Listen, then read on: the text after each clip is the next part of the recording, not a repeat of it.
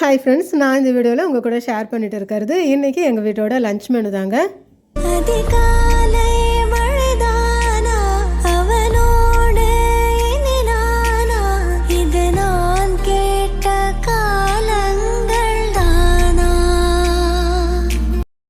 இன்றைக்கி நம்ம வீட்டோட லஞ்ச் மெனு பார்த்திங்கன்னா நல்ல சூடான சாதம், அடுத்து பீட்ரூட் பச்சை பட்டாணி போட்டு குருமா வச்சுருக்கேங்க. இந்த பீட்ரூட் குருமா நான் ஏற்கனவே சேனலில் உங்கள் கூட வீடியோஸ் ஷேர் பண்ணியிருக்கிறேன்.